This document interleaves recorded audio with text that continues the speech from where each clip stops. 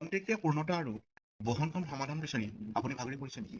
তেন্তে ফাইবাৰ সমৃদ্ধ খাদ্য জগতখনলৈ সোমাই যাওক।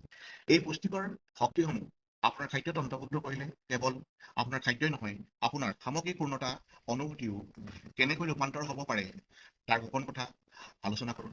নাম্বাৰ 1, বৰ্ধিত তৃপ্তি।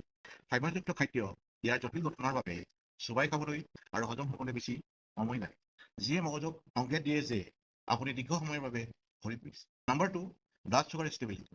ফাইবাৰ অন্তৰ্ভুক্ত কৰিলে তেজত চেনিৰ মাত্ৰা নিয়ন্ত্ৰণ কৰাত সহায় কৰে, যিয়ে প্ৰায় ভোকৰচনা কৰা স্পাইক আৰু ক্ৰেছ ৰোধ কৰে। নাম্বাৰ 3, কেলৰি নিয়ন্ত্ৰণ।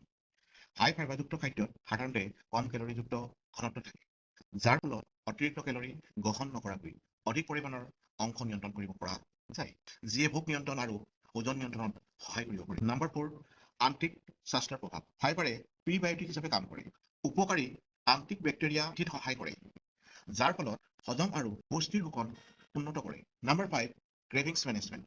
ফাইবাৰিছ খাদ্যই পূৰ্ণতাৰ অনুভূতি বজাই ৰাখে, অস্বাস্থ্যকৰ জলপানৰ সম্ভাৱনা হ্ৰাস কৰে আৰু অধিক সুষম আৰু পুষ্টিদায়ক খাদ্যৰ প্ৰসাৰ ঘটাই খাদ্যৰ মাজত লোভ নিয়ন্ত্ৰণ কৰাত সহায় কৰে। ভিডিঅ'টো কেনেকুৱা লাগিল? লাইক কমেণ্ট কৰিবলৈ নাপাহৰিব। পৰৱৰ্তী ভিডিঅ' চাবলৈ মোৰ চেনেলটো ফ'ল' আৰু ছাবস্ক্ৰাইব কৰিবলৈ